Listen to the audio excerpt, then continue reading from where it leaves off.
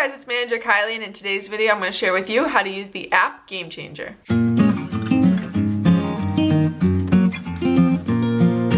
So GameChanger is a great app for tracking both softball and baseball. It has lots of awesome features that allow you to track the game real time and get in-game statistics, along with producing a scorebook, so you don't even have to use a separate scorebook. You can use it all straight in the app. It's perfect for tracking everything about your team and getting a lot of detail while the game is still going on. But if you guys are interested in seeing more sports administration, coaching tips, and drills that you can do with your team, definitely hit the subscribe button, turn the bell so you get notified every time I upload. I post a new video every single Wednesday at 2 p.m. Eastern time. So now we're going to dive in and look at all the awesome features of this app. So to show off the app, I pulled up a test score sheet. You can pull up like a practice game and just try out scoring. So I decided to pull that up. So it's just random names. It's got the Lions versus the Tigers. It's already filled in both of the rosters and the lineups, which makes it nice and easy. I will show you that you can add right here. You can add other players if there's new players you need to add. Or if you need to add players from the bench, there is 2 players on the bench for both teams. So that's a nice feature. On this side, you do see the lineup. So this is who currently is in the field. And this is your batting order. It also has their positions. And then you also do have your roster. So you have 2 players that are currently not in the game. They're currently on the bench. You are able, if you want to, you could switch one of these players. You can set them as a DH or a DP or flex depending on what your league plays with. So you have that ability in here to set that up. And then it will give you an option to add one of the players from the bench as the option. If you added one of these players, if you wanted them to be your DP, you'd have your ability to add your flex and all of that. So you do have that option on the roster side as part of the positioning. So once the game starts being played, and I will show you this with some plays in the game, you do have the ability to see stats, both batting, pitching, and fielding stats for your whole team, along with the opponent's team. So if you click on the opponents, you can see their roster, their lineup, all of that. And within the stats, you can see that this has Lions and Tigers, so you are able to see both yours and the opponent's stats. So that helps you figure out some different things about the opponent's team. Another thing you do have is right here in the bottom corner. If the game had already been played a little bit, you would have data about this game currently, where they usually hit. And if you've played this team before, you can see they have some season data. So this is where they've hit the ball. So they've hit it out into right field, they've hit it on some second base, and a little bit past the shortstop. So these are some different options of where they've hit it, and you can see some data, and in the game it will give you some more detailed data about where they've hit it to and who made the play and all of that. So you are able to see where they generally hit the ball. Another thing you can see, and it would have stuff once the game happens, but under the plays you can see all the different plays that have already happened in the game. Currently you just have one kid up to bat, but you also can see the running score, and you can see the scorebook. So once plays happen, this will fill in as a home and away scorebook. So that's a nice feature to have if you want to check it with, if you're also doing a paper scorebook, and just to be able to see what the scorebook would look like. So once a pitch is thrown, you're able to click this word pitch, and you have lots of options. I'm just going to show you some different things that you can do. So option 1, obviously just ball. It records it as a ball. Anything that's just one of these 3, it will just stay at the same screen, and you can see on the top, you can see the count. You also have called strike. So if they just didn't swing, you have that, and then you also have swing and a mix. So currently you can see the count is now 1 and 2. You can see a few things added in, like drop third strike now that they have 2 strikes. And then let's say they get the ball in play. I am just going to be showing you some of the different options of what can happen. So this team is going to run around the bases a bunch, but I'm going to show you some of the different options. So first, if you have a ground ball, you have a few different options. You have out, single, double, triple, error, foul ball, and in the park home run, along with batter interference. Most of these are very typical for all of them. You can see what they are. Hard ground ball, same idea, same exact things. Fly ball, you got a few different things. You have both foul ball and foul ball error to show a few different things that you can do, along with regular home run. And then for line drive, very similar to fly ball with the options. Bunt, you have a few different options here. You have foul ball, single, error, double, triple, pop, foul, and error. And then you also have in the park home run. So you can kind of see which ones are the most popular. Those are the ones that are generally at the top. You also have pop fly, and same thing to regular fly ball. You have similar options. Now if we go back to ground ball, you will be able to see that this only gives you the option as out at first.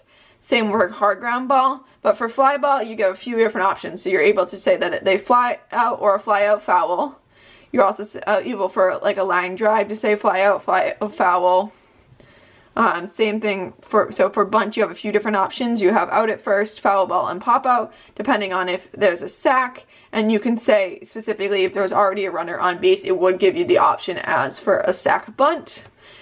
And then we also have for pop fly, same thing, fly out. So we're going to say this person got a ground ball and is on first. now you can see where you have the options. So from here, you're able to say, where did the ball go? So we're going to say, so they got a single. So we're going to say it actually went to the center fielder, but it's going to be short. So you can grab the center fielder and actually pull them up short to say that they got it right there. So you can see exactly where it went. This will help you, especially later when looking at people where they hit the ball. You can tell how close and how far in. The next thing we're going to say is that this next person got a fly ball and they got a double. So we can even say that it went to Baxter.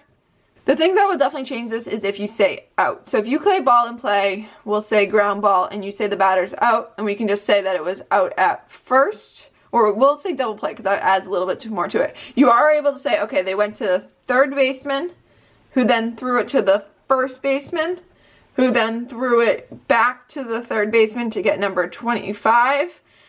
We'll say back to the third baseman to get 25. So you're able to go like this, and you can tap back and forth to see where the ball went, so you can see who threw it to who, and this will help show up in your scorebook. Then we click done, and then we're able to see, did this person score, or were they safe? And we can say, okay, this person was safe, they scored, which would imply that person was the second in the double play. So the next thing I'm going to show you is fielding errors. So we'll say ball in play, hard ground ball, and that there was an error. So we're able to say, okay, it went to T.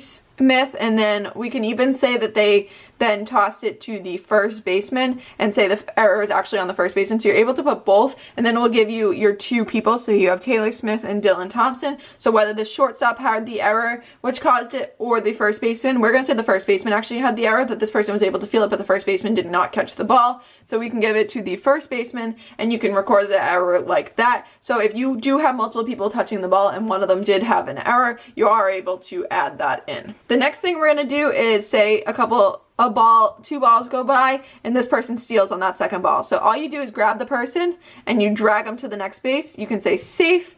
You have a few options. You have stole base, wild pitch, pass ball, fielding error, defensive indifference, different things like that. You're able to, or other, depending on what the thing is. We'll just say this person stole the base, so you give them a stolen base. This definitely impacts your offense versus your defense. So on that, if it's a wild pitch, it's going to be marked more in the pitching, but if it's just a stolen base, then it's more of an additive to the person running. But if it's something like a wild pitch or a pass ball, then that gets put into somebody else's stats versus the person stealing the base. We're then going to have this person just fly out, so that we can show you what it's like to change. So as this happens, you'll see all the different stats from this inning will pop up. It's the middle of the first, and then all you have to do is say accept and switch. It will tell you who's coming up next.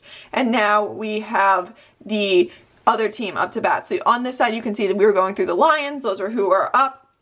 But now we can see the opponent team has the little bat next to them, because you can now see that the Tigers are up to bat and now the Lions are in the field. Another thing you might want to do is if you want to put in a pinch runner or something like that, all you can do is you can see at bat, it says that Alex Jackson's at bat. You can either look at her charts, you can skip to a different batter, or you can sub out, put a pinch hitter. So we're going to click on that and say, okay, we want to put in Martin.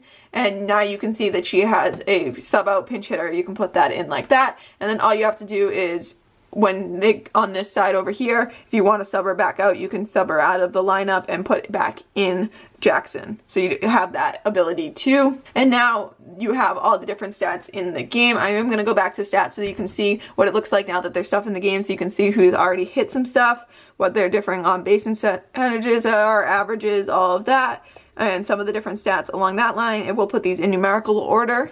So you have some of that. You also have your pitching, so you can see this person's already pitched and what some of their pitching stats are. And once the game is over, it will show you a lot more. You also have some fielding, so the Lions haven't really fielded anything, but you can see what the Tigers have done for fielding stats. And then once the game's over, you can go like this. You can just click menu, and then you can click exit current game. So once the game's all done, it will give you some stats and stuff, and it will load up all the stats so that you have really detailed stats. You can see this is the baseball now. I was showing you the softball. It's very similar. Positionally looks exactly the same.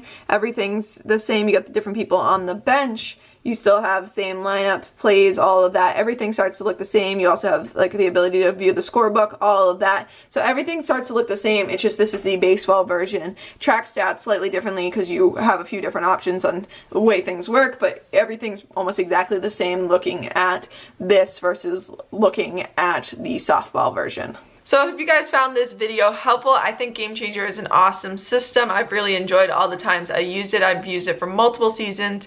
It's great for youth sports, high school sports, everything, and especially as the coach, you're able to do so much on it and see so much. So I hope you found this helpful. If there's any other apps like this that you want to see a tutorial on, definitely let me know in the comments down below. I think this is so much easier than trying to do like a paper scorebook for some sports because it gives you so much more detail, and I really do love this app. But I hope you guys enjoyed watching, and I'll see you next Wednesday.